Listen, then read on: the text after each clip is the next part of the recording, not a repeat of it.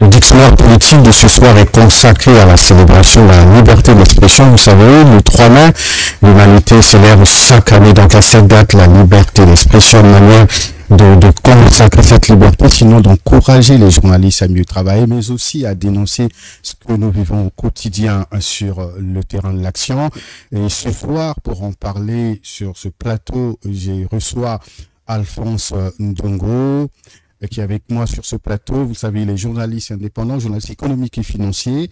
J'ai aussi Berdi Pambou, pardon, qui est correspondant de TV5 au Congo. Et à ma gauche, l'unique femme que nous avons sur ce plateau, c'est Fransaline de Télé Congo. Bonsoir.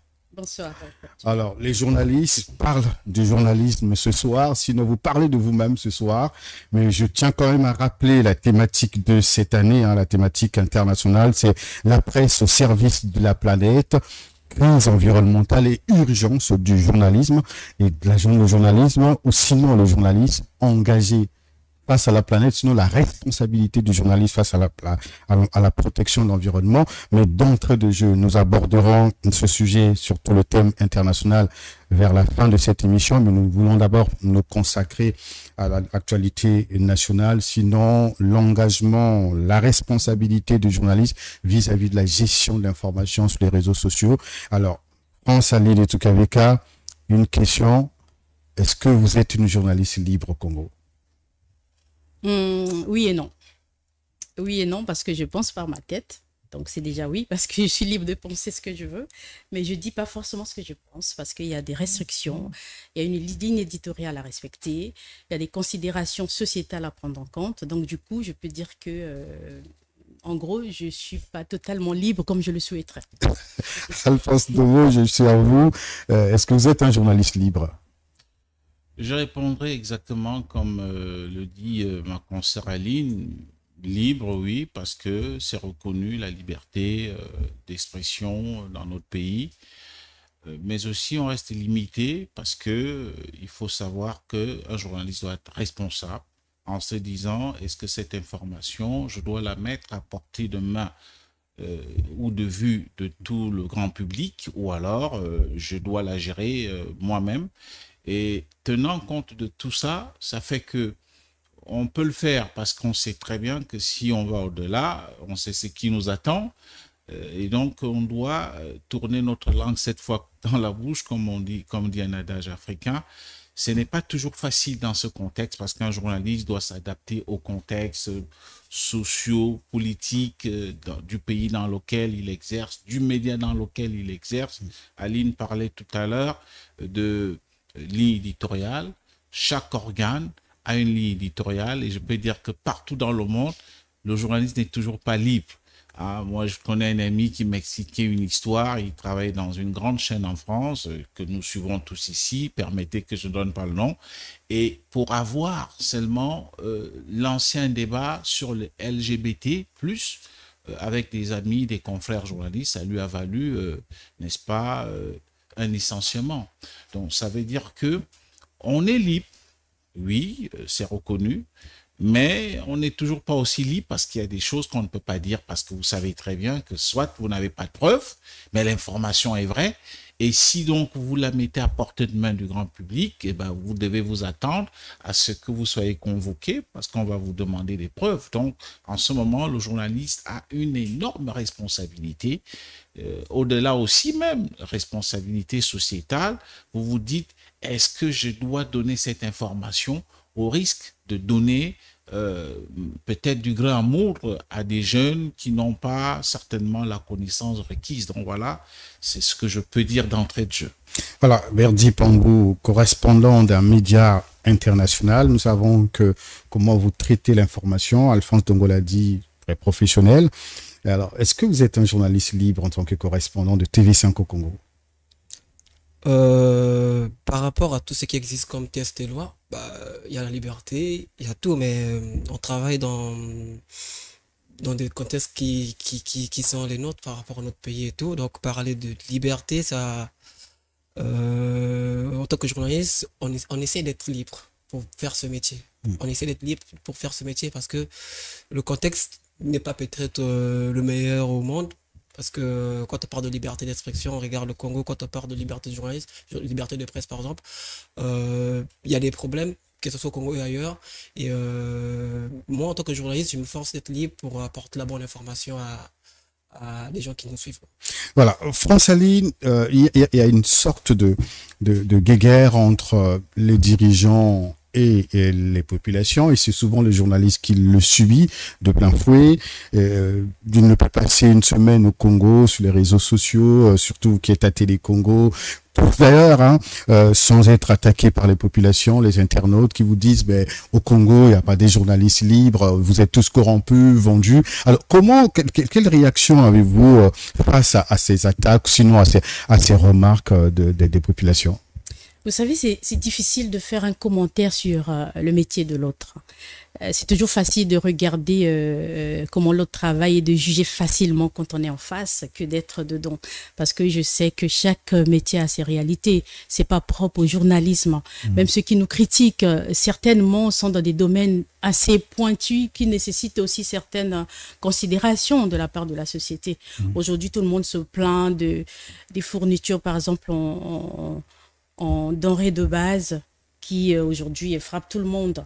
On a la chaleur qui nous frappe depuis des mois, mais on subit par rapport aux conditions parfois qui ne répondent pas. Mais on essaie aussi, chacun à sa façon, de critiquer ceux-là qui sont à la tête des structures qui peuvent nous aider à tenir mieux dans ces conditions. Vous voyez, c'est pas facile de regarder l'autre faire son métier et le juger, et sans comprendre les bases et les sous-bassements de ce qui se passe. Moi, je pense que c'est mal connaître le journalisme d'abord en tant que métier, parce que si on connaissait les contraintes qu'il y avait autour, ce serait pas facile pour eux de nous juger aussi facilement, permettez-moi la répétition.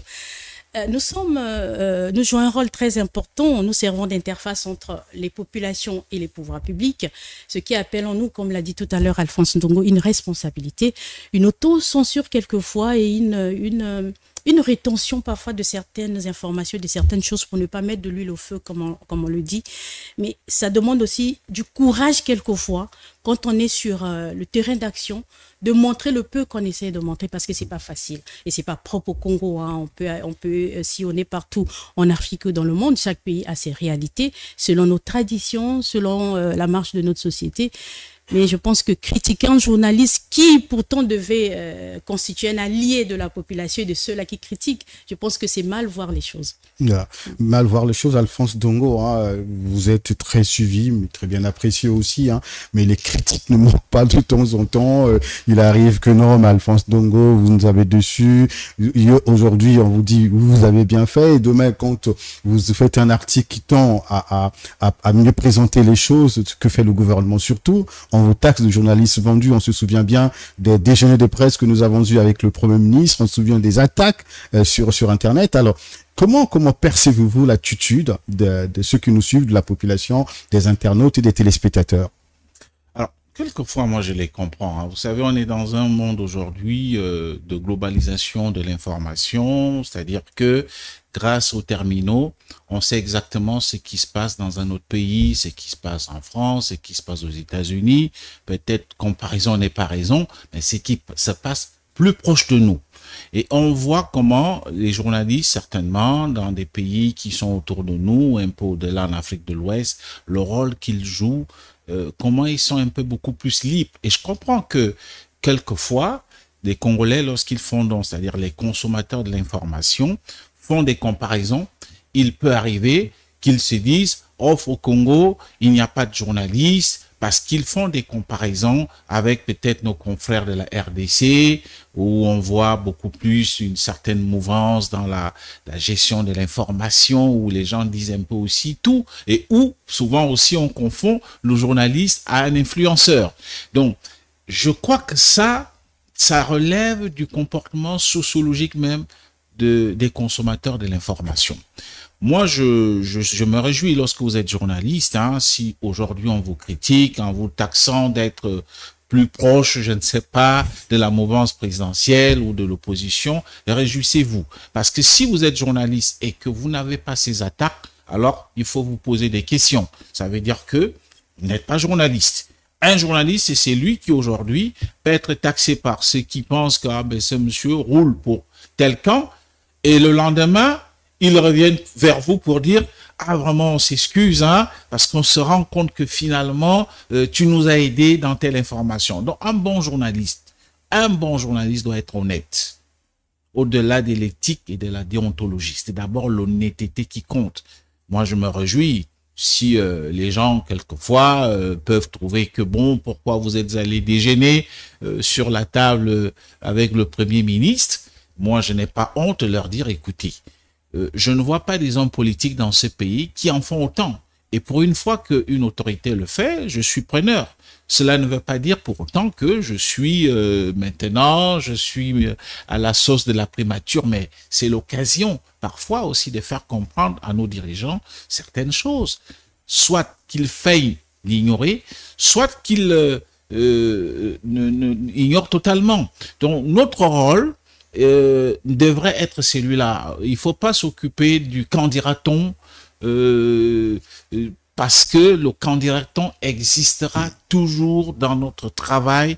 Il y aura des gens qui trouveront, j'entrais ici, un jeune me disait « Ah oui, tu nous tires à boulet rouge dessus ». Bon, je suis très heureux et je suis heureux de dire « Je le fais parce que j'estime que ce que je fais est peut-être honnête ». Je ne suis pas Jésus-Christ qui n'a pas de péché ou un ange, mais je me dis « Je fais un travail dans le but de réveiller, n'est-ce pas, des consciences et de rappeler aux gens, mais écoutez, vous êtes en train de faire fausse route. Il peut aussi arriver que je me trompe. Le journaliste ne connaît pas tout, hein. Le journaliste n'est que c'est lui qui sait gérer les informations, les présenter afin de susciter une réaction de la part des gouvernants et pour qu'il y ait un changement qualitatif dans leur façon de faire. Donc, il faut accepter cela et vous savez aussi que dans notre sociologie, les gens utilisent beaucoup plus l'oralité, les gens aiment toujours à critiquer. C'est très difficile. Prenez seulement l'exemple, oui, les journalistes. Allons-y sur le terrain, par exemple, du sport, du football roi. Quand une équipe joue, prenons un cas, Diable Noir Étoile, lorsqu'il y avait vraiment ces grands derbys, il y en a qui diront, oh, on a perdu le match parce que c'est l'arbitre. On a perdu le match parce que c'est le féticheur.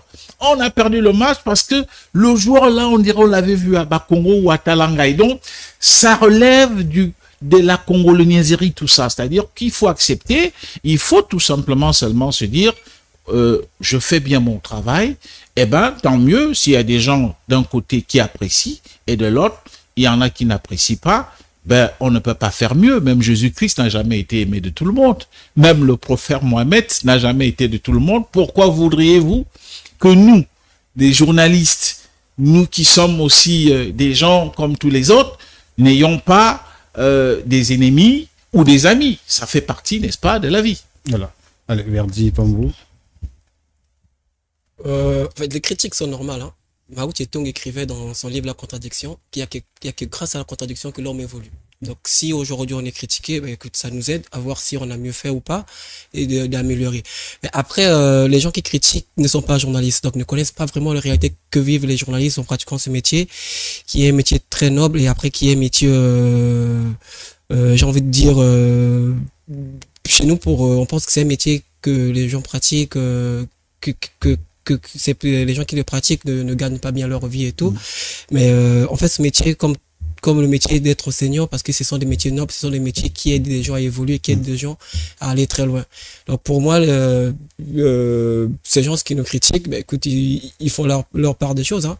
Et nous aussi, on fait notre part de choses en apportant l'information et la bonne, je sais, parce que faire le métier de journaliste dans notre pays, c'est pas facile. On est tous là, on est des journalistes, on est sur le terrain tous les jours, on voit on voit des réalités sur le terrain et eux, ils sont pas sur le terrain avec nous, ils voient pas la même chose que nous, mais nous chaque soir on arrive à leur apporter une information et c'est ça le plus important. Voilà, oui, Alphonse, oui. Je voudrais quand même insister sur un aspect, je m'excuse de monopoliser la parole.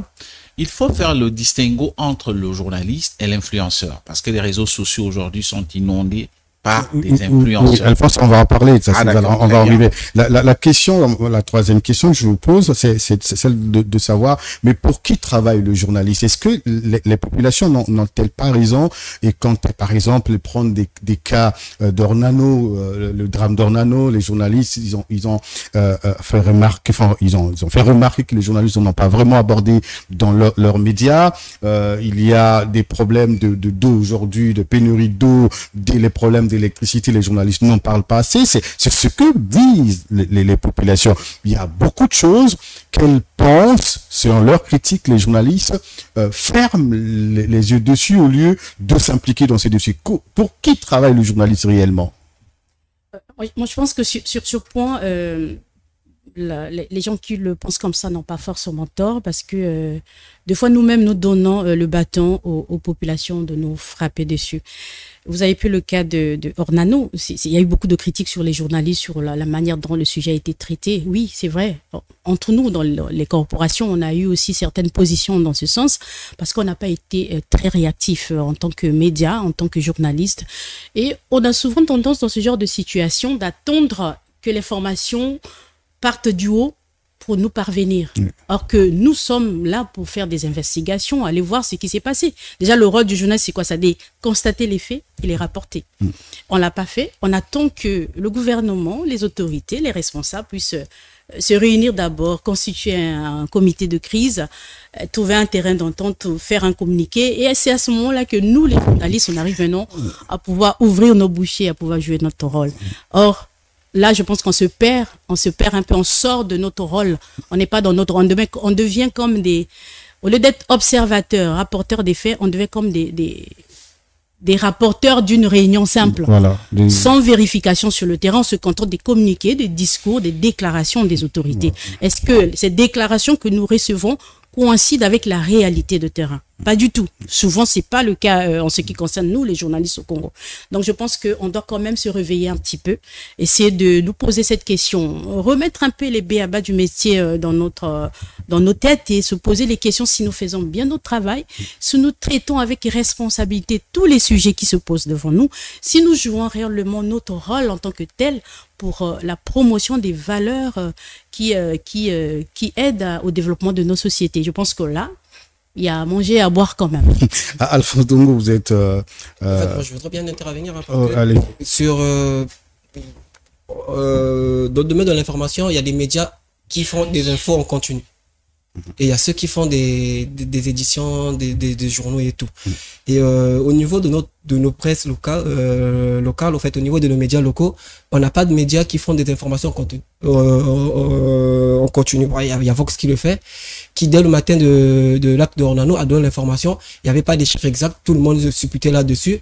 Et le journaliste n'était pas là pour dire il y a 100 morts, parce qu'il n'a même pas compté le nombre de corps et tout.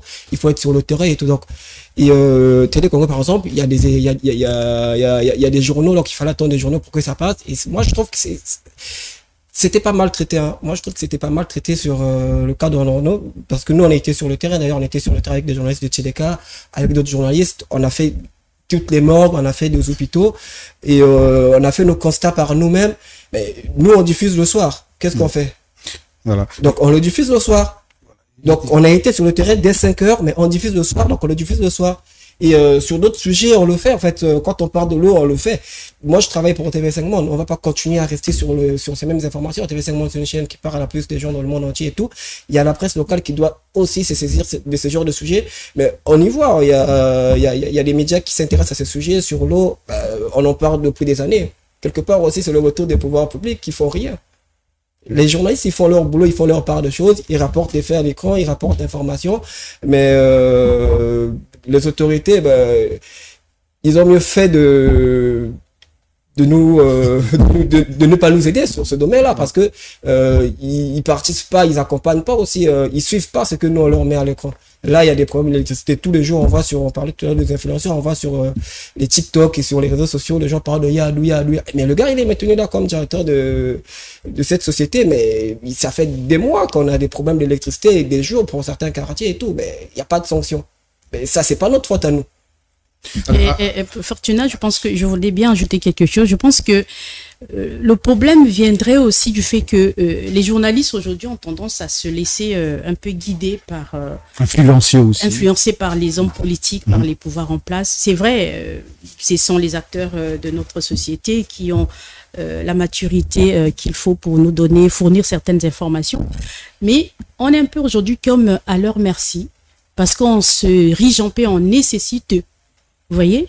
Vous ne pouvez pas aujourd'hui être un journaliste qui travaille dans une rédaction et être en même temps un collaborateur des responsables politiques un attaché dans un cabinet. Ça se ministre. confond en fait. Ouais. C'est vrai, on peut être attaché, mais est-ce que le rôle du journaliste aujourd'hui, c'est d'être attaché de presse quelque part? Attaché de presse, oui, mais dans un cabinet politique. Je pense que c'est aussi, ce sont des choses à revoir aussi, hein, des positions à essayer de... Parce qu'on sait comment ça se passe dans les cabinets. Un attaché de presse a quel mot à dire? Sinon de recevoir et d'avaler ce qui est dit. Et c'est même rare pour certains attachés d'être en contact avec le responsable de la structure. Les informations viennent des collaborateurs, par exemple des ministres. Et c'est donné par des gens qui parfois ne maîtrisent même pas ce qui est réellement fait. Et le journaliste se contente aujourd'hui, pour la plupart des cas, de s'ériger en celui-là qui, quand il y a un événement qui n'est même pas initié par lui, il se contente à mobiliser la presse pour venir couvrir l'événement. Et il pense que c'est ça le rôle qu'il a joué et ça s'arrête là.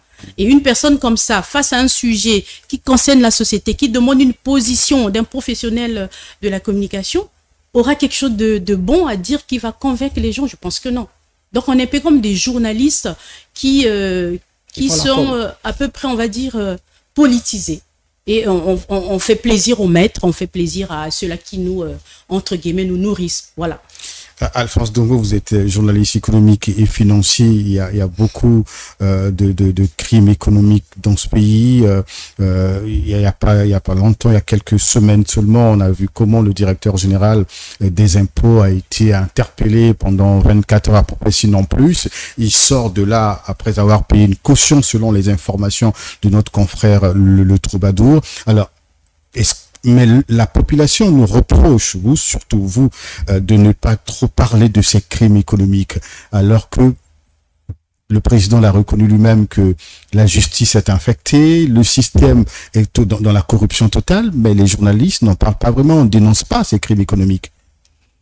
Bon, peut-être, je sais que tout le monde n'est pas branché sur les réseaux sociaux, mais en ce qui concerne ma modeste page, quand je peux parler d'un sujet sur lequel j'ai mené une investigation, je le fais, notamment le sujet auquel vous faites allusion, en donnant même, n'est-ce pas, les détails au niveau de la justice.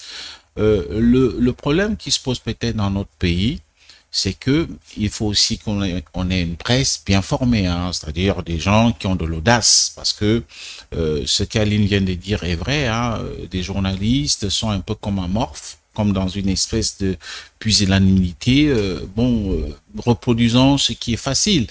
Si on revient par exemple au cas Ornano, je vais pas passer bien joint dessus, vous allez constater que oui, il y a eu une partie de la presse, notamment privée, qui a quand même traité l'information, et tandis que la presse, Aline, je ne te fais pas la injure. Presse publique. Les Congo, j'ai suivi, c'est avec beaucoup de retard. Mais moi, je comprends. Cela tout simplement relève de ce que on disait d'entrée de jeu lorsqu'on parle de la ligne éditoriale, n'est-ce pas?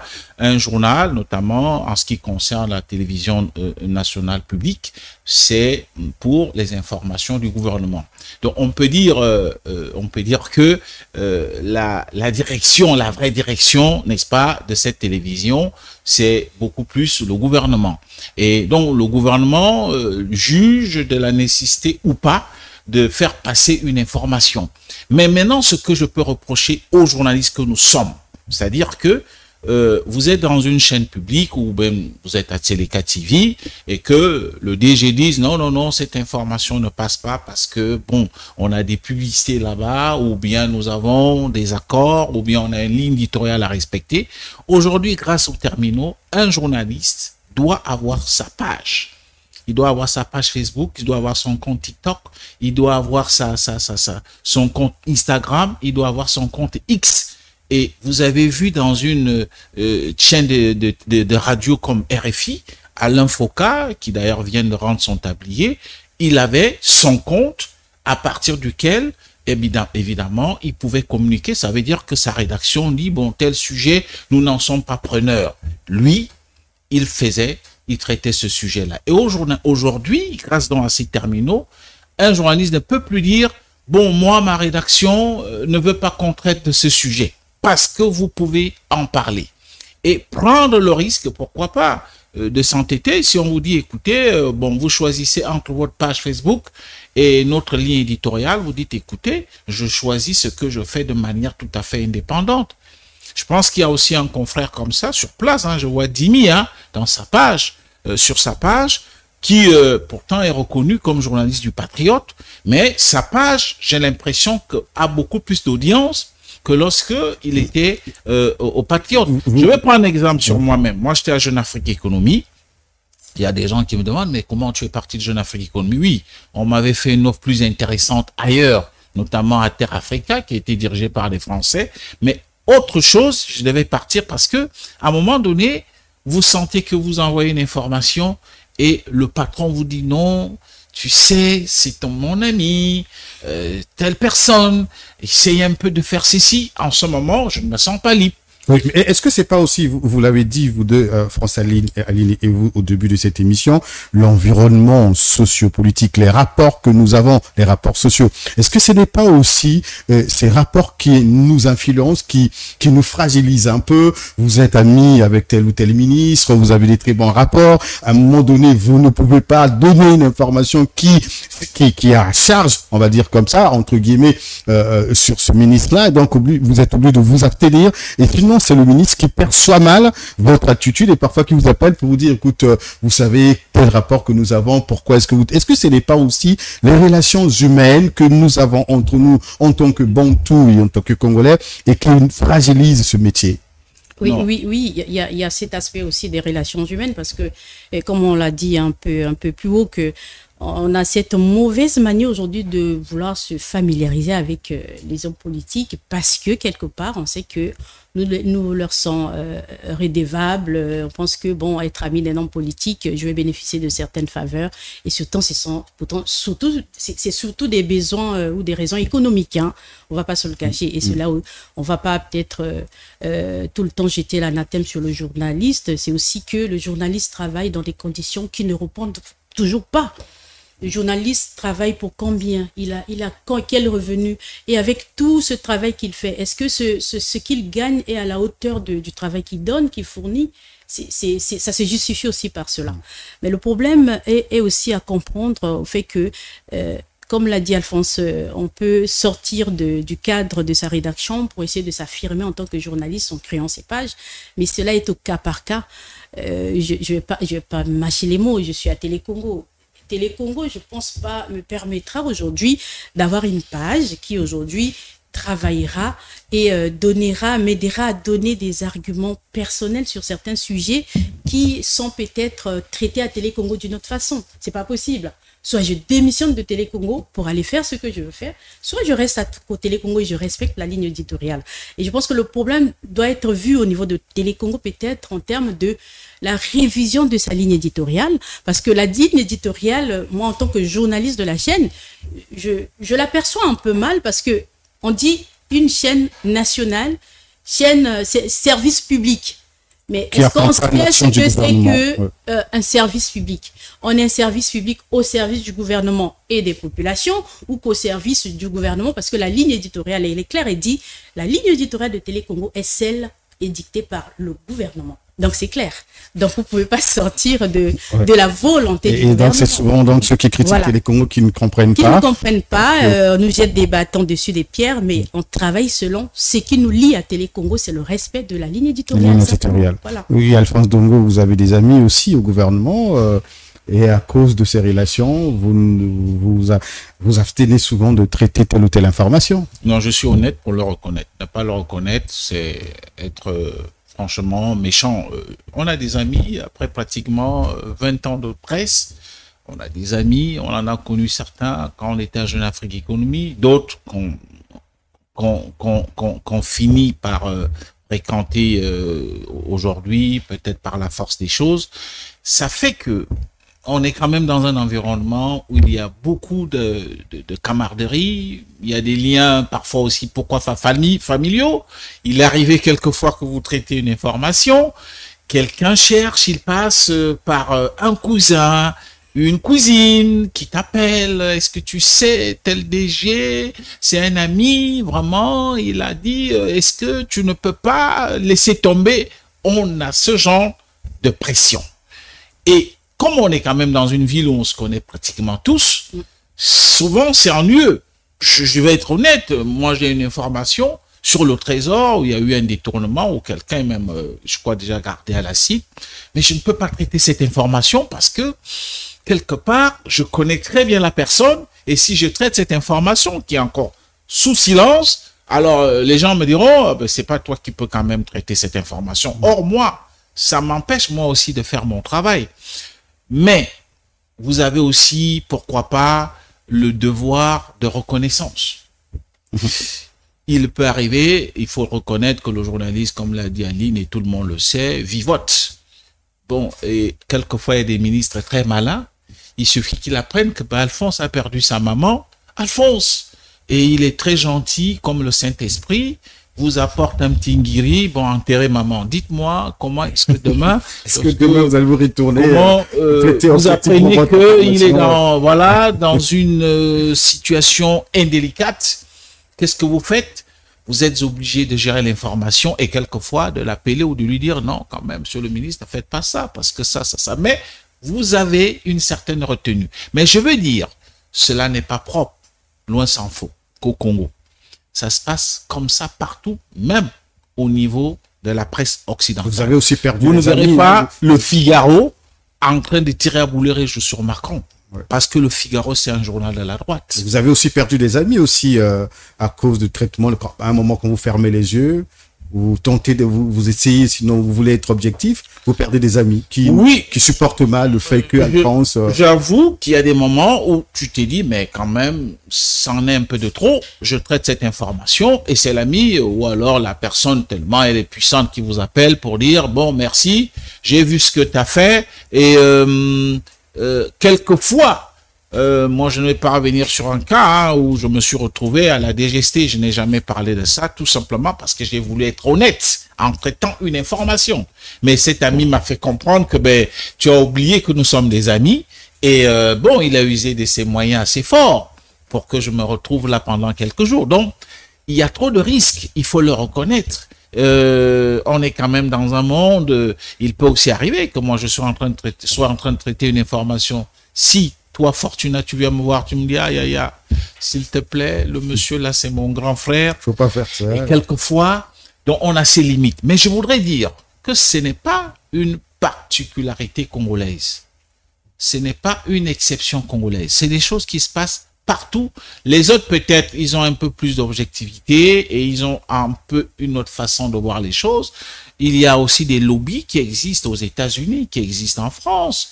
Des gens qui sont proches de Trump. S'il y a une presse très proche de Trump, elle ne va pas le liquider. Hein. On se souvient bien d'une consoeur qui a été sanctionnée dans une chaîne française pour avoir signé une pétition contre Marine Le Pen, alors que le journaliste ne devait pas le faire. Alors, Berdi Pambou, est-ce que vous qui êtes à TV5, est-ce qu'on vous appelle, est-ce qu'au nom de l'amitié, vous vous abstenez aussi?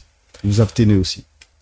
En fait, moi je dirais tout simplement que quand on pratique ce métier, on doit savoir mettre des limites. On a des amis partout, forcément, on est bantou, on est congolais.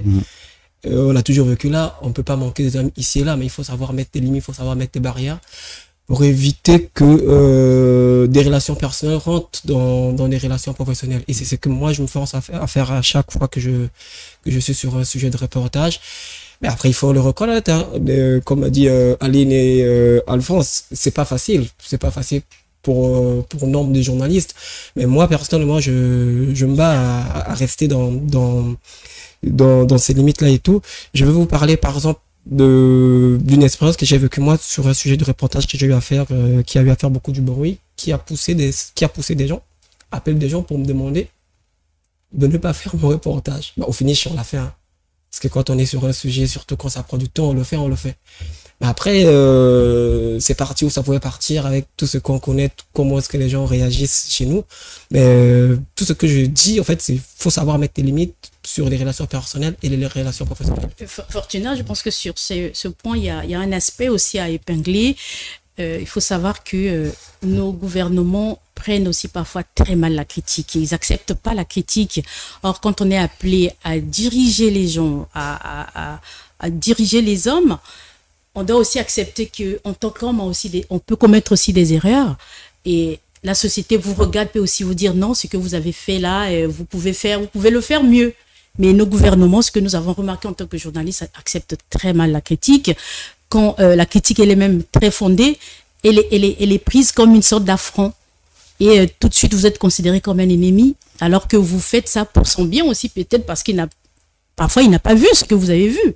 Vous le rappelez à l'ordre, à votre façon et de manière un peu respectable, mais c'est mal perçu et c'est très mal vu. Et ça, je pense que c'est aussi un appel qu'on doit lancer à cet endroit. Le gouvernement, les autorités doivent aussi savoir que ce sont des hommes, pourtant ce sont des grands intellectuels.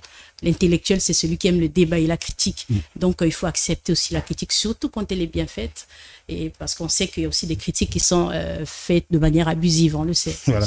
Alphonse Dongo aussi, nous connaissons la ligne éditoriale de Télé Congo qui fait la promotion de l'action gouvernementale, sinon qui accompagne les pouvoirs publics. Mais souvent, je parlais d'entre-deux jeux de cette émission que les gouvernants, surtout les ministres, pensent que la presse privée est très, très critique, ne voit pas de positif dans l'action du gouvernement.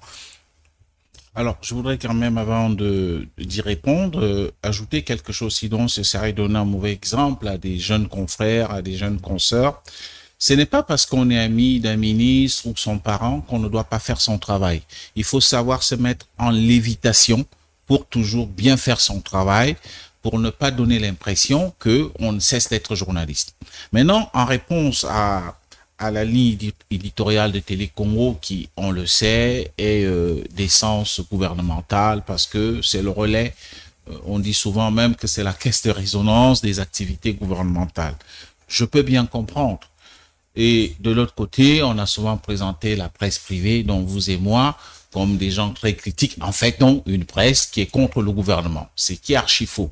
Moi, je pense que cela procède un tout petit peu de notre passé politique, hein, c'est-à-dire que ce qui nous gère aujourd'hui, il y a toujours un peu ces relents, un peu monothéistes dans la façon de réfléchir. Et des gens ont été habitués à un moule politique dès l'époque du mono, c'est-à-dire lorsqu'il y avait ce qu'on appelait marxisme-léninisme, j'espère que Perdi a connu le marxisme-léninisme ou bien Lénine, alors c'était franchement ce qu'on appelait la propagande, c'est-à-dire que ce n'était même pas du journalisme. Et même certains confrères à l'époque de la presse publique ne faisaient que ce qu'on appelle la propagande. D'ailleurs, au sein du parti, il y avait ce qu'on appelait presse, propagande et information.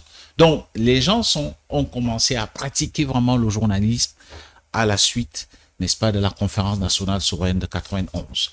Et donc, ceux qui nous dirigent aussi, il faut le reconnaître, sont justement encore imbibés dans cette pratique où lorsque vous voulez dire quelque chose qui n'est pas correct, un ministre trouve que, mais disons, pourquoi ne fait-il pas comme le journaliste de Télé Congo?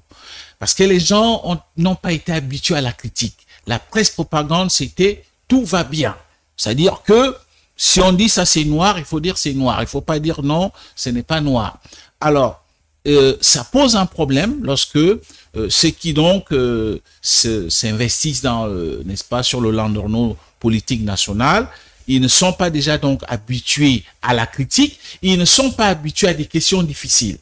Moi, je me souviens, dans mon travail de journaliste à Jeune Afrique Économie, vous rencontrez une autorité, des questions que vous lui posez, parfois il vous dit non mon petit, vraiment essaye de m'arranger d'abord, ça tu m'envoies les questions, comme ça nous allons voir comment y répondre. Donc les gens ne sont pas habitués à des questions difficiles tout de suite sur un plateau ou au cours d'une interview pour y répondre. Ils sont pas nombreux dans le gouvernement. Et donc ça pose déjà là un problème. Ça fait que le journaliste qui n'est pas sous le contrôle évidemment du gouvernement est taxé de quelqu'un qui est comme proche de l'opposition.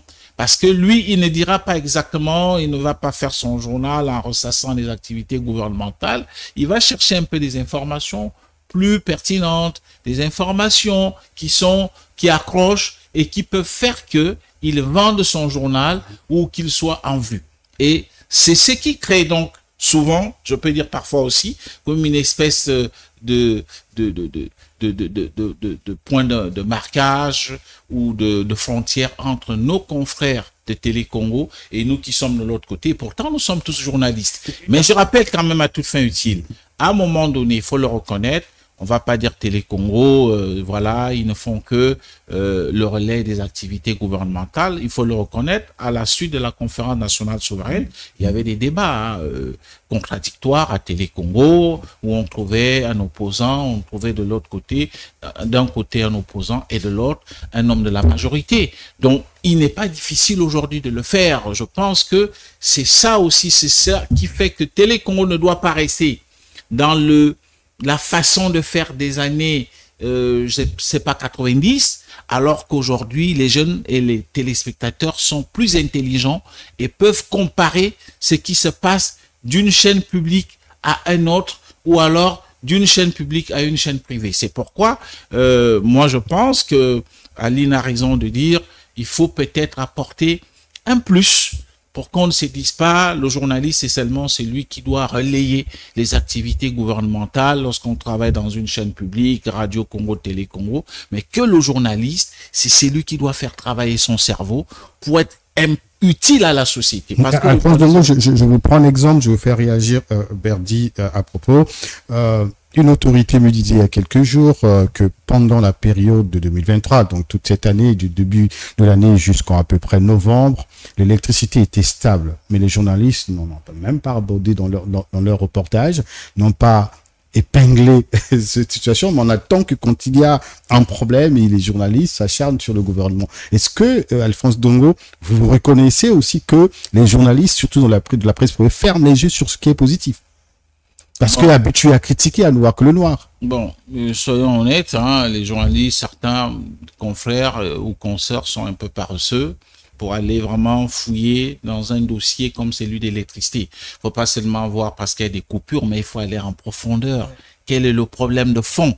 Et souvent, oui, les gens peuvent crier, le DG, pourquoi il ne part pas? Mais je ne pense pas que ceux qui gouvernent ne connaissent pas la profondeur du problème. Prenez le meilleur DG, je ne sais pas moi, d'Alcatel ou bien, je ne sais pas moi, de Facebook, vous le mettez à la tête de cette société, le résultat sera le même parce que il y a des problèmes de fond. Donc, est-ce que nous faisons ce travail? Je pense qu'on est un peu paresseux. Je crois que beaucoup d'entre nous, nous sommes paresseux parce que le journaliste, il veut quelque chose, un sujet qui lui rapporte de l'argent tout de suite. Donc, il n'a pas le temps de transpirer, aller au ministère de l'énergie, de l'hydraulique, allez-y, aller à EKVC, chercher des anciens, dont des retraités qui ont l'information, c'est-à-dire des gens qui étaient au cœur même du dispositif de l'ex-SNE pour pouvoir avoir la bonne information. Donc, ça, c'est une question, mais je peux pas dire qu'on n'en parle pas du tout, mais malheureusement, nous ne jouons pas notre rôle. Parce que nous devons dire aux consommateurs ce qui se passe réellement. C'est-à-dire, oui, si Adou aujourd'hui est sur une volée de bois vert, oui, bon, mais je comprends que oui, c'est lui le DG, mais est-ce qu'il a une baguette magique au regard de ce que moi j'ai comme information?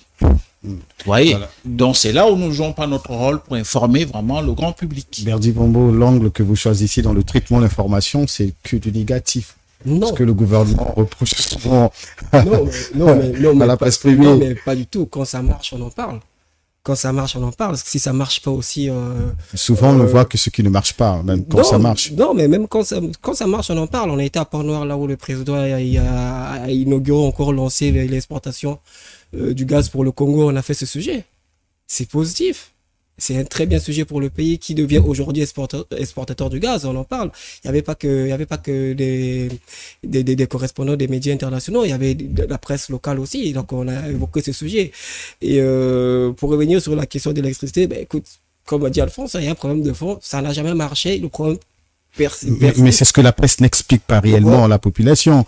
La presse s'arrête aux conséquences, mais pas voir réellement les causes. Non, mais il faut se poser la vraie question. Aujourd'hui, quels sont les moyens à cette presse-là pour aller vraiment chercher ces sujets-là? On va pas se le cacher, hein, je sais pas, Télé Congo. Mais combien on donne à un journaliste pour aller faire un sujet? Parce que faire un sujet, faire un reportage, c'est un budget. Ouais, c'est un budget. La production coûte cher. La production coûte cher, c'est un budget. Qu'est-ce qu'on donne à ce journaliste pour aller faire ce sujet? Alphonse disait tout à l'heure, les journalistes ne veulent pas aller chercher et tout, mais le gars, il s'arrête là où il peut. Parce qu'il faut des moyens, comme disait Aline. Oui, il faut des moyens. Parce que faire un sujet de reportage, par exemple, sur l'électricité, il va falloir parler du transport, parler des barrages, que nous expliquait une fois le directeur de cette société qui avait un problème au niveau du barrage et tout. Mais il est allé seul, il vient nous expliquer. Il aurait peut-être aussi dû faire un voyage de presse avec des journalistes. Et surtout, quand il amène les journalistes, c'est lui qui paye tous les moyens les frais de mission, et à ce moment, les journalistes ne sont plus libres. Il y a ce problème-là. Mais moi, je pense que notre tête, nous, reste libre. Même quand on est en mission avec un politique ou avec un directeur. Notre tête reste libre. J'ai toujours dit ça à des confrères et consoeurs qui partent en mission. J'ai dit, si vous voulez pas traiter de sujets qui ont lien avec la personne que vous avez ramené, il y a d'autres sujets dans la localité, prenez ces sujets pour venir le faire. Imaginez un peu, on prend un groupe de journalistes, on leur ramène au Wando pour parler. Je sais pas, il y a une grande ONG internationale qui organise une grande conférence là-bas, on ramène des journalistes. Mais quand on est au Wando, on est au cœur de la grande forêt du Nord, on est au cœur du bataille du Congo. Moi, Berdi, si j'arrive là, j'ai le voyage gratuit. Je fais des sujets de reportage sur les tourbillards qui se trouvent à quelques kilomètres du village au Wando là. Il y a ce problème-là, il y a vraiment, les journalistes n'ont pas de moyens pour aller au fond de sujet. Mais après, moi, je ne veux pas le dire comme ça, mais bon, on reste aussi limité sur ce qu'on voit devant nous. D'accord. Alphonse Dongo, on va avancer à France Aline. Et vous avez abordé tout à l'heure les problèmes de moyens, mais je voudrais plutôt parler des problèmes d'accès à l'information. Est-ce que c'est là aussi ne constitue pas un frein? Tout à fait. C'est un gros problème aujourd'hui. On est aujourd'hui arrêté, sinon limité par ce que nous proposent les acteurs de la société. Quand on essaie de creuser, d'aller un peu plus loin dans un sujet, même à leur avantage, des fois les réponses c'est arrêtez, on a déjà tout dit, vous voyez, quelle importance encore de vouloir comprendre quoi? Quelqu'un disait que c'est le gouvernement qui fait de l'information à la place des journalistes, qui vous donne tout. En fait, vous n'avez pas le temps d'aller vérifier, comme disait Berdi tout à l'heure. Non, pas du tout. Ouais. On essaie de vérifier. Ça dépend, de toute façon, ça dépend aussi de quel journaliste et de quel professionnel. Est-ce que ce journaliste qui traite cette information est formé pour vraiment traiter l'information, aller jusqu'au bout? Je prends un exemple simple. Ce qu'on remarque dans nos journaux aujourd'hui, c'est le relais des activités comme des séminaires, des conférences, des réunions ministérielles, conseils des ministres, c'est que ça s'arrête là. Est-ce que le journaliste réfléchit un peu et épingle un sujet, essaie d'aller en profondeur? Oui. Ce ne sera pas toujours parler en mal. Oui. Par exemple, on parle, je vais prendre un exemple simple, on parle du sommet qui pointe à l'horizon sur la forestation et le reboisement. Aujourd'hui, nous, journalistes congolais, comment nous préparons-nous à couvrir cet événement? Nous sommes en train d'attendre le jour J ou sinon la veille, ce qui se fait autour de la préparation de cet événement pour commencer maintenant à en parler. Or, c'est maintenant qu'on doit commencer à en parler, creuser. Pourquoi il y a eu cette initiative? Qu'est-ce qui a justifié cette vision du président de la République? Et pourquoi lui? Qu'est-ce qui le motive à faire ça? Qu'est-ce qui le pousse-t-on à être ancré dans les questions environnementales et climatiques? On se pose pas cette question.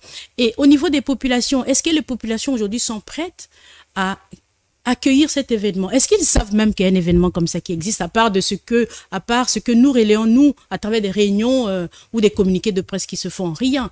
On doit aller au fond des choses, regarder la profondeur, les contours du sujet pour essayer, dans chaque aspect, ressortir un angle et proposer aux populations. C'est ce que nous ne faisons pas. Là, ce n'est pas forcément une question de moyens. Est-ce que le problème est posé de manière normale auprès de ceux-là qui peuvent nous fournir l'information? Il y a aussi ce point. Et de l'autre côté, c'est vrai que souvent on est confronté à ce problème. Il y a une certaine, on va dire, une adversité entre nous et ceux-là qui sont amenés à nous fournir des informations. Ils comprennent déjà même pas l'enjeu de fournir des informations à un journaliste. Quand on vient, c'est comme un dérangement. un dérangement, vous lui donnez du travail, alors que c'est son rôle de parler, de s'exprimer, d'exposer les faits pour vous aider, vous, journalistes, à avoir un bon recul sur la situation qui constitue votre sujet à traiter. Donc, la source à l'information est un réel problème. Je pense qu'on est tous confrontés à cela et c'est ce qui rend peut-être aujourd'hui les journalistes paresseux à ne pas pouvoir aller se tracasser, aller chercher, sachant que la réponse, on la connaît déjà. Ce qui est mal fait de la part de ces acteurs qui sont emmenés à jouer ce rôle-là. Et Alphonse Dongo Berdy, on sait que plusieurs journalistes sont confrontés à cela. Quand vous allez à l'université Maringouabi pour une interview, les portes sont totalement fermées. Je prends le cas, vous avez dit tout à l'heure, du directeur général de la Société d'électricité du Congo. Vous constaterez que il donne pas vraiment accès à la presse d'aller vraiment à la source d'information. On parlait tout à l'heure des détournements, mais quand vous vous rapprochez de ces personnes, sinon de ces autorités, les portes sont hermétiquement fermées. Est-ce que vous êtes aussi confronté vraiment au problème des sources d'information? Oui, comme tout journaliste congolais, je pense, hein, ce problème, il est vraiment, ce problème, il existe vraiment parce que aujourd'hui, faire un reportage, par exemple, sur l'université Maringouabi, c'est limite impossible parce qu'il va falloir avoir une autorisation du ministère, la présence de l'université et arriver à faire ce sujet. Donc, du coup... Je pense que le côté autorisation, c'est pas un problème. Hein. C'est une démarche qui est très longue, mais souvent qui n'aboutit à rien. Peut-être le ton qui est donné à cette démarche qui peut poser problème. Quel sujet vous traitez, déjà? Si tu traites un sujet... Sur les conditions, par exemple. Sur les conditions des cours à la faculté Flèche, à l'époque, qui est devenue Flash aujourd'hui, connaissant les réalités, ils vont... Non, mais je pense que là, on ne vous donnerait pas accès, ça c'est clair. Là, il y a un problème. Quand on parle des recrutements fictifs, ils vous donneront jamais accès pour traiter de tel sujet. Ouais. Et aujourd'hui, on constate même que les marchés de Domagno Santi sont interdits à la presse. Les marchés, pour y avoir accès, il faut passer par les responsables de ces marchés. Sinon, tout est interdit. On parle même des établissements scolaires. Pour y avoir accès, il faut que le ministre, l'enseignement des enseignements, vous l'autorise. Et donc, vous êtes souvent buté à cela. Oui, c'est un réel problème. L'accès à l'information sur le terrain est très difficile. Ça, il faut le reconnaître. Et c'est la raison pour laquelle aussi on voit des journalistes aller qu'avec des ministres, aller qu'avec ceux qui organisent des séminaires. Parce qu'avec cela, il y a l'information. Mais c'est l'information qu'eux choisissent pour ces journalistes. C'est bien dommage. Alphonse Dongo, journaliste d'investigation, comment faites-vous? Bon, c'est vrai que l'accès aux sources, cette question se pose un peu presque partout. Hein. Même en Europe, vous n'irez pas à Total et puis tout de suite vous avez accès. Voilà, c'est pas toujours facile. Mais je dois reconnaître une chose. Un bon journaliste a des voies de contournement. Vous arrivez, les gens ne veulent pas vous donner l'information. Contrairement à ce que les gens pensent, il y a toujours dans une structure des gens qui sont détenteurs des vraies informations et qui cherchent des journalistes crédibles. Parce que aussi le problème que nous avons, c'est qu'il y a des gens qui se disent, moi je vais te donner cette information, je ne sais pas qu'est-ce que tu vas en faire, est-ce que ce sera pour... Parce que c'est quand même une pratique qui n'est pas journalistique. D'ailleurs, vous voyez un journaliste, il prend une information ici pour aller la monnayer de l'autre côté, ça devient un peu comme du mercenariat. Ça fait que certaines personnes qui détiennent de vraies informations ont toujours peur. Moi, en ce qui me concerne, il y a des gens, et pas de moindre, qui me refilent les informations, mais me font confiance, savent que, bon, si même aujourd'hui, c'est le Boko Haram qui saisissait de moi, je ne dirai jamais qui m'a donné l'information, parce que le journaliste ne dévoile jamais ses sources.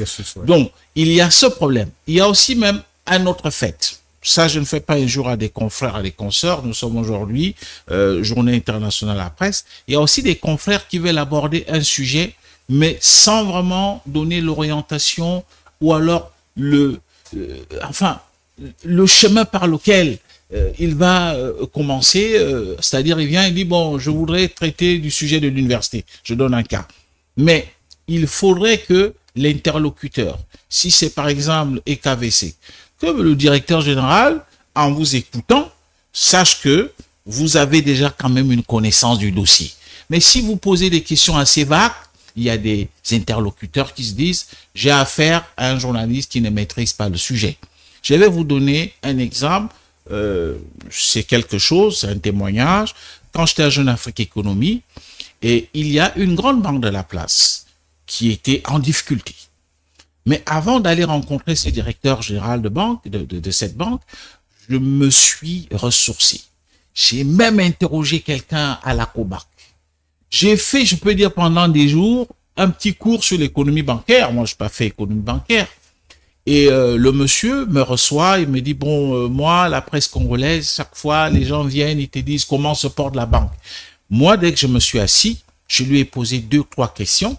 Il a dit à sa secrétaire, je ne reçois plus des gens, et nous avons pu échanger. Il me dit, enfin, je rencontre un journaliste qui connaît de quoi souffre notre banque.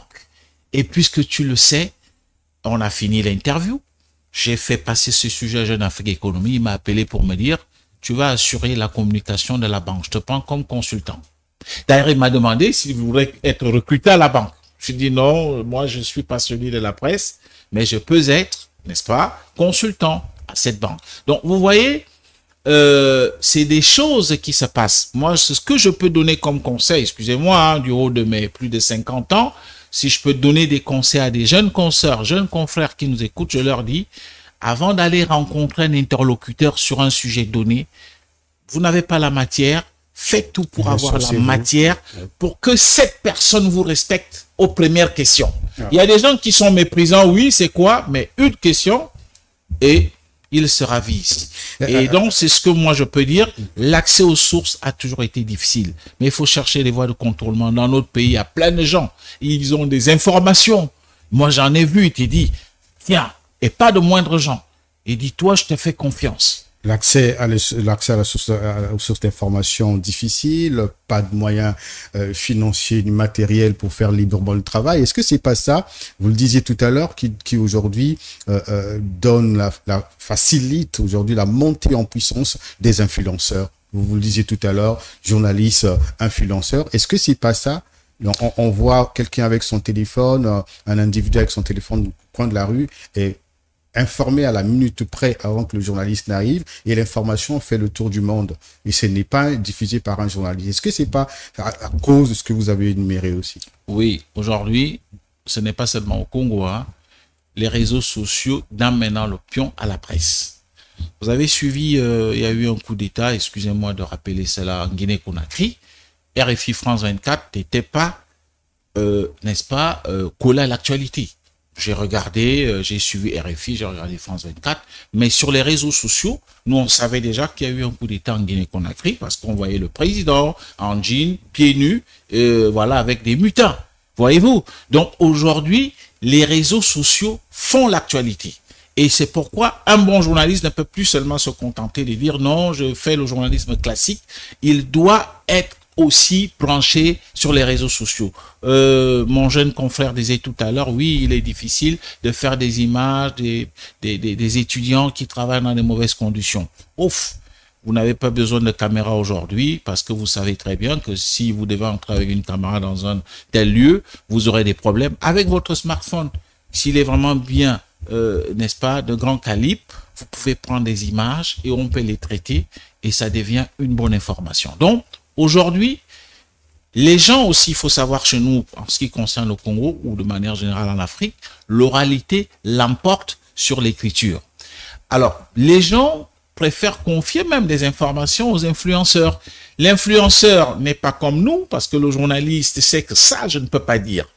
Il y a un influenceur chez nous, hein, je ne vais pas citer son nom, si vous voulez, bon, on est journaliste, on ne va pas.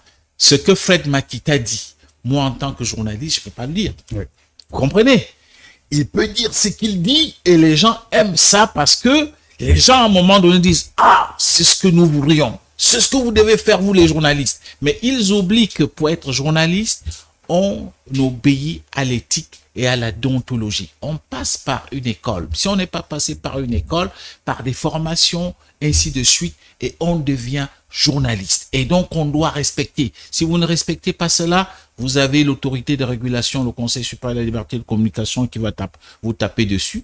Vous avez même la justice. Et il y a déjà des journalistes qui, quelquefois, sur des faits de diffamation ou de propagation de fausses nouvelles, qui sont allés en prison. N'est-ce pas? Donc, c'est ça la différence aujourd'hui. Et donc, les consommateurs de l'information ne font pas le distinguo entre nous qui sommes journalistes. C'est-à-dire que nous pouvons bien présenter une information et ceux qui sont justement des influenceurs, qui peuvent dire tout, qui peuvent dire, bon, prends ça et injurie-moi un peu Aline là, parce qu'elle se croit belle, elle apporte une jolie tenue et les gens aiment ça. Et les gens écoutent ça. Or, nous, les journalistes, nous ne pouvons pas le faire parce qu'on est assujettis à certaines orientations qui relèvent du cadre de la formation que nous avons reçue ou alors du travail que nous faisons. Donc, voilà le vrai problème qui ne s'oppose pas seulement au Congo, mais de manière générale. Si vous suivez Akin, les gens aiment beaucoup plus ces quinoiseries que les gens racontent. N'est-ce pas? Et les gens aiment ça. Et Sensationnel. c'est sensationnel. Les gens suivent. Moi-même, quelquefois, je dois vous le dire. On ne peut pas être journaliste et ne pas suivre ça. On suit parce que ça fait l'information. À France Aline, on a constaté même que sur des chaînes internationales, ils ont inséré dans leurs journaux des rubriques pour tuer les Fox. Voilà, pour lutter contre les fake news. Alors, aujourd'hui, le journaliste, face à la montée en puissance des influenceurs, c'est un danger. C'est un grand danger. Et je pense qu'il faut prendre le problème sur deux angles. Il y a le bon et le mauvais en même temps. Cela est dû forcément à aujourd'hui la tendance de la montée des nouvelles technologies de la communication. Hier, on n'avait pas les smartphones, aujourd'hui on en a, ce qui facilite aujourd'hui la tâche à tout le monde et tout le monde se érige en donneur d'informations, donc en journaliste. C'est déjà ça. Et ce que les gens doivent comprendre, c'est que c'est pas parce que l'information est donnée par une personne qui s'érige en source d'information que l'information est vraie. C'est là où intervient le rôle du vrai journaliste, parce qu'il faut vérifier les faits. Vous avez donné, je dois confronter à ma façon, selon mes sources, mon réseau d'informateurs, je dois chercher à voir si cette information qui m'est fournie est réelle. Et voilà pourquoi, d'une certaine manière, on dit que c'est long du côté des journalistes parce qu'on essaie de combiner tous ces aspects-là pour donner la vraie information. Or, comme l'a dit Alphonse, l'influenceur, lui, il est dans le sensationnel. Il n'y a pas de filtre. On a donné, on dit que Fortuna, tel que vous le voyez là, il est ci, il est ça. Des choses qui sont infondées, qui n'ont rien à voir avec la vie de la personne. Et c'est pour bombarder sur les réseaux et c'est parti, il y a des transferts d'informations. Tout le monde est. C'est là qu'on c'est un vrai danger pour la population. C'est très dangereux. Ça tue les sensibilités, ça tue les familles, ça crée des conflits. Aujourd'hui, la diffamation aujourd'hui est au centre de tous ces problèmes-là. Il suffit d'avoir une lueur, un ombre ou un son quelconque qui critique Aline Fonseca sur un aspect, ben, on ramasse, on dit oui, c'est ça, on le prend pour de l'argent comptant et c'est parce que c'est vrai parce qu'on a parlé de telle personne et c'est comme ça. Et comme on veut faire du buzz, comme on veut attirer le monde autour de son réseau, avoir des abonnés, eh ben on se lance facilement. Et ce qu'il y a à faire et pour remédier à tout cela, je pense qu'il faut recadrer les choses. Aujourd'hui, on dit que c'est pas facile de regarder les réseaux sociaux parce que c'est Internet, parce que c'est un village planétaire. Non. Ceux qui l'ont créé savent quel outil, par quel canal ils sont passés pour mettre en place ces plateformes-là. Donc, ça veut dire que c'est possible aussi de trouver des moyens juridiques pour encadrer les choses et pour empêcher ceux-là qui, aujourd'hui, ont la jugeote facile envers les gens. Regardez ce qui se dit sur les réseaux, sur les autorités, par exemple. Ce sont des hommes comme nous. Ce sont des pères de famille, des mères de famille. Vous pensez que parce qu'il est homme politique, parce qu'il est homme de pouvoir, que forcément... Il doit être justement comme un monstre. Voilà, il a la famille aussi qui demain voudrait que ses enfants parlent de lui dans le bon sens. L'insulte facile. L'insulte facile, non, ils foutent rien, ils sont là pour se servir. Mais si toi, demain, on te mettait là, tu ferais mieux? Pas forcément. Donc, essayons d'avoir un peu du recul. Nous sommes tous des êtres humains. Pensons à la sensibilité des autres. Pensons au choc que cela peut créer sur l'individu lui-même déjà et autour de sa famille. Parce que ça reste des griefs psychologiques que les gens peuvent porter toute leur vie et les gens ne mesurent pas ces conséquences-là. Donc je pense que c'est très dangereux de faire confiance forcément aux influenceurs qui aujourd'hui, pour la plupart, font du bon travail parce qu'ils sont dans des sujets un peu de proximité, pas forcément dans la diffamation. Mais ceux qui sont dans la diffamation, dans la richesse de buzz, je pense qu'il est temps quand même de taper sur la table, de regarder les choses parce que l'insulte devient facile. Même une mouche peut aujourd'hui insulter un être humain, c'est pas possible. C'est pas possible. C'est pas possible. Voilà. Alors, Berdy, confronté aussi aux influenceurs. Ce problème, il est là, hein. Il est là, ça va pas finir, comme dit Aline, hein. Peut-être qu'il faut recadrer, il faut prendre des tests. Chez les autres, ça se passe déjà.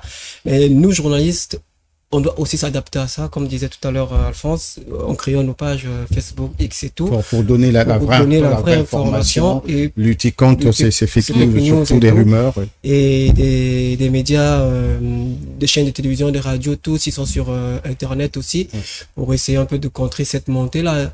Et après, aux personnes aussi, moi je pense que ça se fait toujours aux personnes aussi de savoir qui suivre, qui écouter, et quoi consommer sur les réseaux. Voilà. En 2000, l'année dernière, puis nous bouclons déjà cette émission. Le Congo a organisé en octobre dernier 2023 le sommet des 3 bassins qui a mobilisé beaucoup de personnes à travers le monde. Nous avons vu la presse aussi mobilisée. Aline le disait tout à l'heure, elle a donné l'information que dans les prochains jours, le Congo va encore abriter un autre la conférence internationale sur la forestation et le reboisement. Alors, on est là vraiment dans l'environnement. Alors aujourd'hui, quelle est la place même du journaliste dans la protection de l'environnement, sinon dans ces questions d'environnement, face à ces questions d'environnement? Et c'est la thématique de la journée mondiale même de la presse cette année. Le journaliste occupe une place, à mon avis, centrale. Le journaliste, il doit vraiment être engagé pour sensibiliser les populations en ce qui concerne ces questions d'environnement. Et nous, encore, journalistes congolais, un peu plus, parce que nous sommes dans le bassin du Congo, qui est l'une des forêts encore vierges dans le monde entier. Et tout le monde en parle, hein, le bassin du Congo, il faut le protéger. À quel prix, qu'est-ce qu'il faut faire et tout. Et on n'est pas conscient des richesses que nous abritons chez nous. Et par ça, en fait, nous, les journalistes, je pense, hein, on doit emmener l'information auprès de populations congolaises et du monde entier. Par exemple, on a les plus vieilles tourbières du monde entier qui se trouvent là à la sortie de Brazzaville, à la sortie nord de Brazzaville. Et quand j'en parle, je fais d'ailleurs le reportage à la veille de l'ouverture du sommet des 3 bassins. Mais beaucoup de gens ne savaient pas qu'on avait ces tourbières juste là à la sortie nord de Brazzaville, là. Donc c'est le sujet qu'on doit aborder, c'est le sujet qu'on doit évoquer de plus en plus. Bon, là encore, on va revenir sur la question de moyens, parce que quand on parle de bassin du Congo, ça se trouve quand même très loin.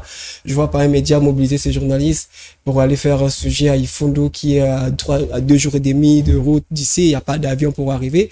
C'est toujours très compliqué, mais on doit faire un effort aussi pour mettre ces informations-là. On pense que le journaliste congolais n'est pas trop impliqué, n'est pas très impliqué dans les questions environnementales. Nous ne s'en préoccupent pas vraiment. Les traitements d'information tournent beaucoup plus sur les faits sociaux, les questions politiques, mais les questions environnementales aujourd'hui qui deviennent de véritables préoccupations à travers le monde n'attirent pas l'attention des journalistes congolais. C'est faux. Ils sont préoccupés par ces sujets, ils veulent traiter ces sujets, mais comme je disais tantôt, il y a un problème de moyens, il y a un problème d'accès à l'information. Je sais que ici, pour accéder à un parc national, c'est très compliqué. Il y a même un parc à Brazzaville qui fait payer de l'argent enfin, il reçoit tout le monde comme des touristes, même des journalistes. Il faut payer pour avoir accès à des parcs, et ça, c'est dangereux. Les gens, ils sont intéressés à ce sujet, mais il y a ce problème de moyens. Il y a quel montant, c'est ça? Il y a quel montant, voilà. Payer, mais combien? Donc, les gens, ils sont intéressés sur ce sujet, mais il y a tout ça qui est tout autour. Aline parlait de cette grande conférence qui arrive sur... je crois que ça va avoir lieu en juin ou juillet, je sais plus. Juillet, voilà. Et on a Zamba Forêt ici, qui est un projet lancé par la SNPC. Même la SNPC elle-même, pendant les 3 bassins, ils en ont parlé, ils ont appelé les journalistes, mais qu'est-ce qu'ils ont fait par la suite? C'est ça aussi des fois qu'il faut se poser. Qu'est-ce qu'ils ont fait par la suite? Bon, on arrive. C'était une opération de marketing. Opération de com pendant le sommet de 3 bassins, mais après les gens, je crois, hein, je pense, hein, je suis même sûr qu'il y a des journalistes qui ont voulu aller voir où va se faire ce projet, parce que c'est pas encore lancé. Où va se faire ce projet, voir ces terres et comment est-ce qu'on va gérer les populations autochtones qui habitent là à côté, donc les habitants de ces localités-là. Parce qu'on a besoin de ces informations. On a constaté qu'Arsène Sévérin est allé sur le terrain aussi pour constater sur le lancement de ce projet. Oui, lui, il allait sur le terrain. Il était intéressé sur ce sujet, il allait sur le terrain. Donc, c'est pour dire que les journalistes sont intéressés sur ce sujet. Après, il y a eu un problème dans cette même zone où va se poser Zamba Forest de la SNPC avec le projet Bakassi. où les gens ont dit par la suite qu'ils ont été décartés de leur terre sans rien, on n'a rien fait et tout. Il y a eu beaucoup de bruit tout autour. Il y a eu des ONG internationales qui sont venues faire l'enquête là-dessus. Il y a eu des rapports et tout. Aujourd'hui, on disait tout à l'heure que quand on va chez Total, Total te reçoit pas, mais Total ne veut même pas, en fait, il n'y a pas l'accès à ce site de Bakassi. Mais justement parce que quand ils ont fait ce projet, ils sont allés seuls, ils ont fait tout ce qu'ils voulaient faire. Mais après, quand les gens se sont intéressés à ça, parce qu'il y avait des populations locales qui ont été brimées, qui ont été chassées de leur terre, selon leur dire et tout, l'entreprise s'est fermée. Je pense que dire que le journaliste congolais aujourd'hui était sensible aux problèmes environnementaux, c'est peut-être une confirmation que je partage pas, parce que je pense que nous sommes, l'environnement, c'est nous-mêmes d'ailleurs. On vit dans un environnement. On voudrait que cet environnement soit sain, soit propice à la vie et nous aide à s'épanouir en tant qu'être humain. Et tous ces problèmes qui touchent l'environnement nous concernent directement en tant qu'être humain. On parle du bassin du Congo. Aujourd'hui, on sait que le bassin du Congo est riche en biodiversité. Il regorge toutes ces ressources aujourd'hui qui nous permettent de vivre. Il y a du poisson dans les eaux. Il y a des plantes, il y a des plantations, il y a des légumes, il y a des herbes de forêt, il y a des animaux comestibles. Bref, je pense qu'on n'est pas insensible, on est sensible. Nous qui vous parlons, grâce au GIEC, en collaboration avec l'ambassade de France, nous avons bénéficié d'une formation sur le traitement des sujets liés à l'environnement. Et c'était une formation très intéressante qui nous a permis d'avoir un peu un regard assez large sur comment aborder ce genre de questions. Mais le problème se pose sur... on revient encore sur l'accès à l'information qui est très difficile et des moyens qui nous aideraient à jouer ce rôle, parce que traiter les sujets liés à l'environnement, on ne peut pas se lever un matin avec sa caméra, se pointer sur quelque chose, faire son travail et revenir comme ça sans trouver un moyen de transport. C'est pas possible. Déjà dans nos médias, on n'a pas déjà des véhicules de reportage pour la plupart des médias.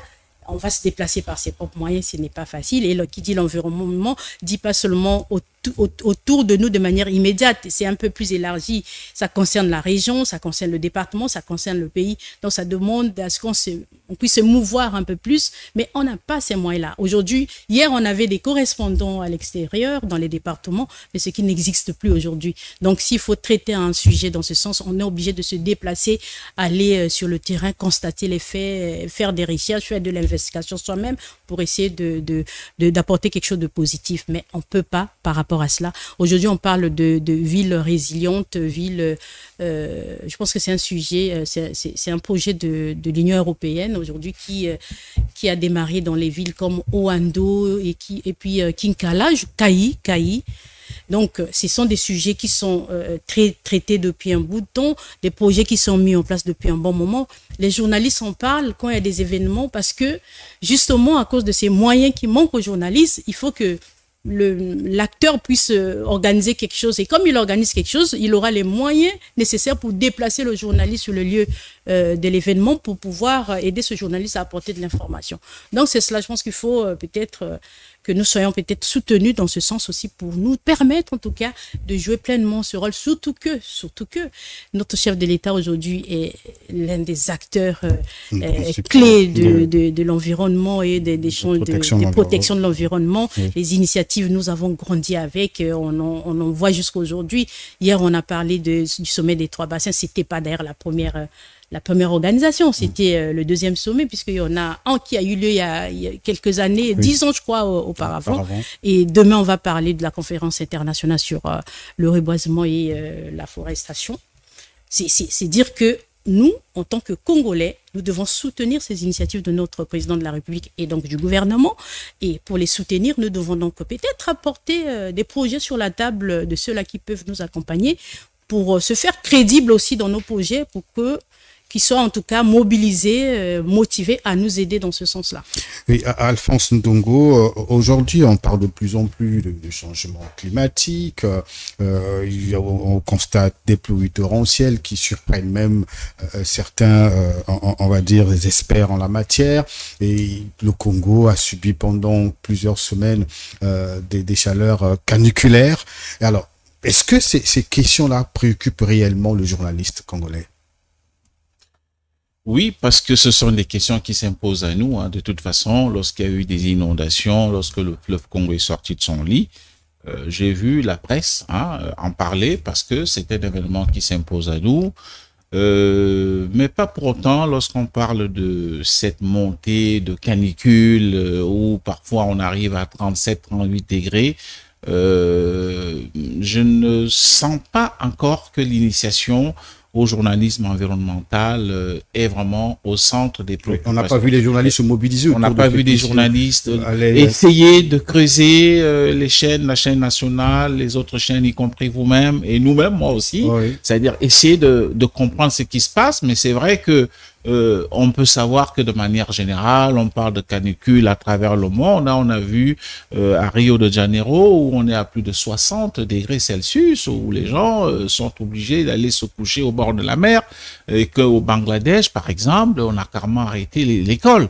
Donc, ce sont des questions, moi je pense, comme le disait Aline, je vais pas faire comme les ministres quand ils parlent, il faut toujours citer le chef de l'État, mais parce que je prends la référence sur ce que tu as dit.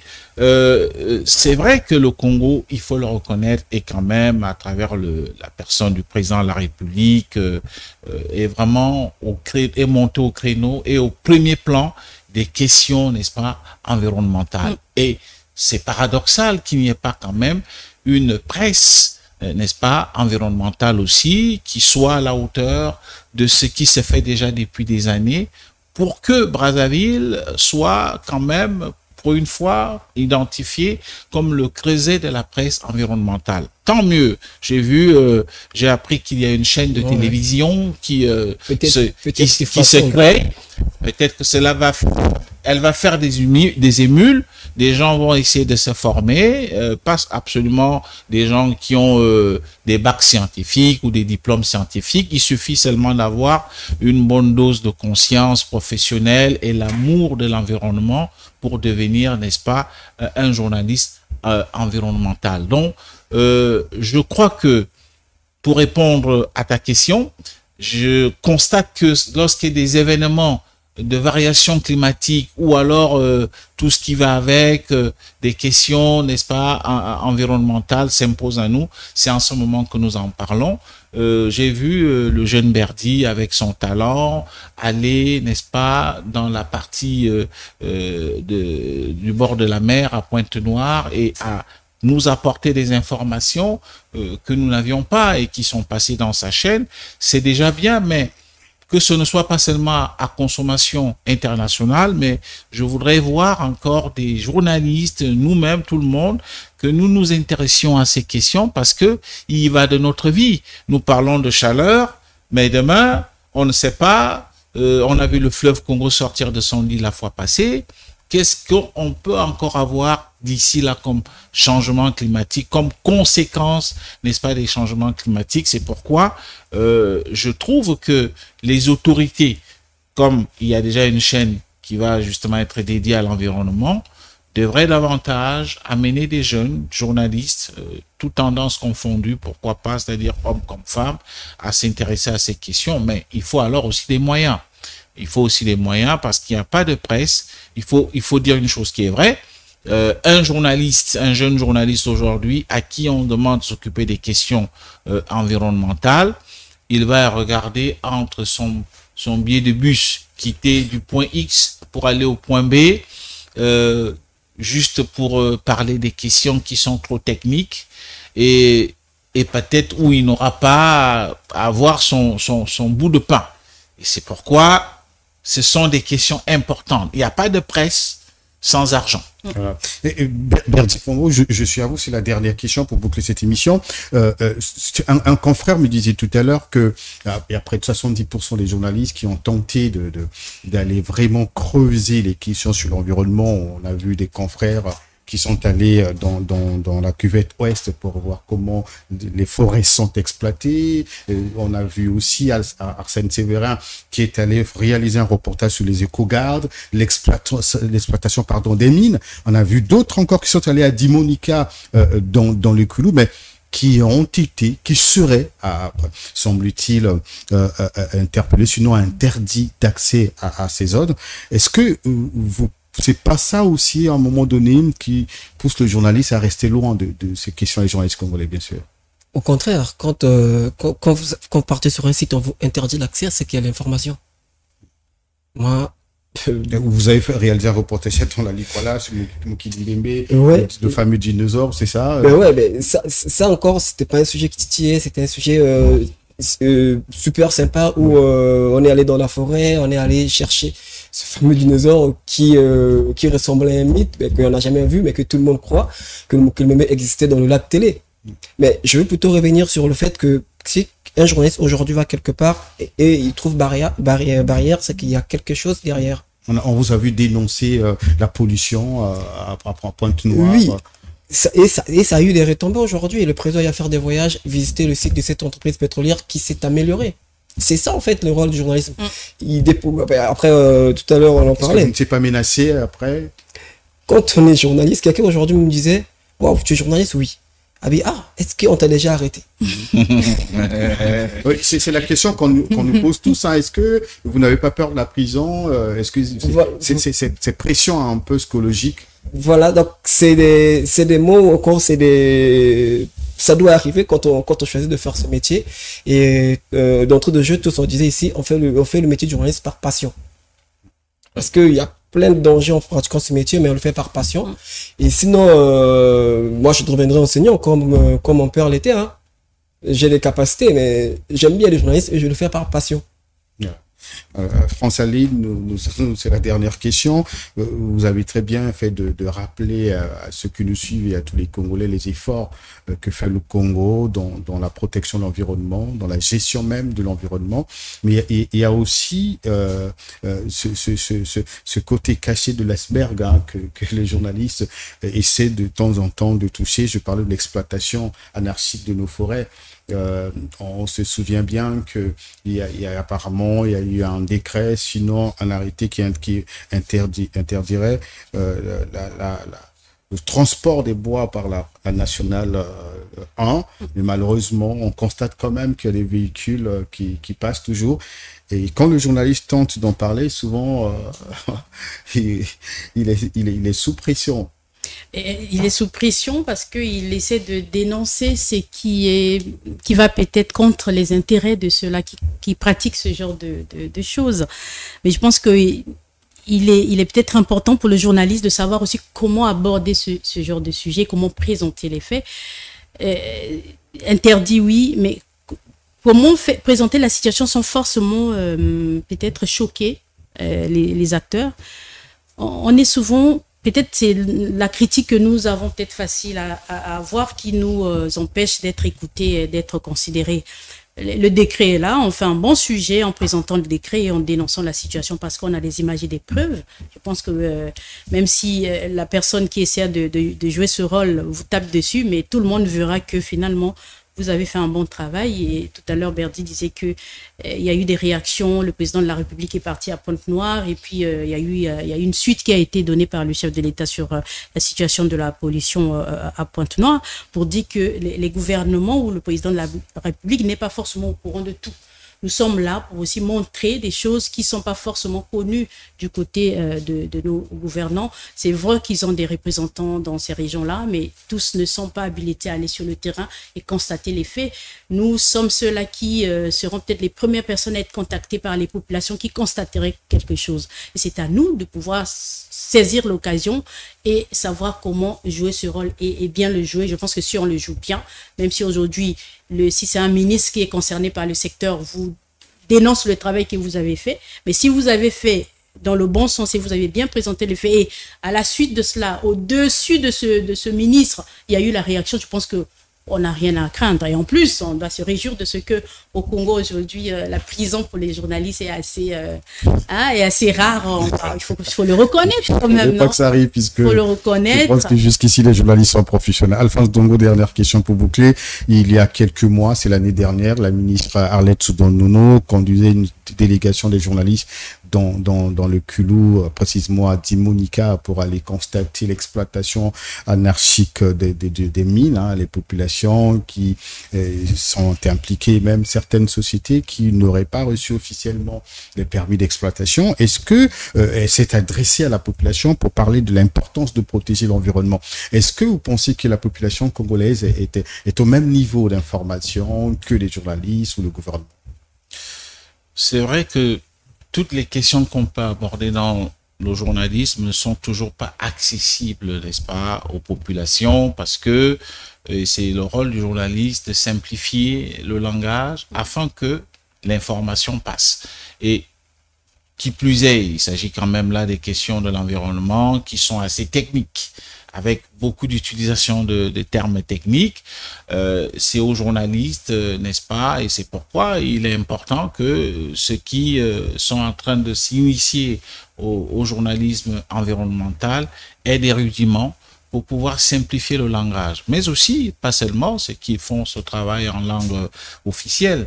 Il faut penser à former des consoeurs et des confrères en langue vernaculaire, notamment en Kituba et en Lingala, afin que cela soit vraiment accessible à monsieur tout le monde. Sinon, c'est des questions très techniques. Lorsqu'on parle de l'environnement, des CO2, et ainsi de suite, c'est pas tout le monde qui comprend de quoi il est question. Et je me réjouis déjà parce qu'il y a cette chaîne qui arrive. Peut-être que il y aura certainement des parties d'émissions en langue vernaculaire pour que le langage écologique soit accessible à monsieur tout le monde. Peut-être c'est aussi l'occasion de remercier notre directeur exécutif Arsène Séverin qui nous suit depuis Abidjan en live. Il est rentré ce soir. Il est rentré et tant mieux, merci. Bien, bon retour comme on dit. Président du GIEC. Voilà, président du GIEC qui est journalisme et éthique Congo, pour ceux qui ne le savent pas, Aline et Berdi, et moi-même qui suis le modeste, voilà, chargé de la formation. On est tous membres, je pense. On est tous membres, voilà.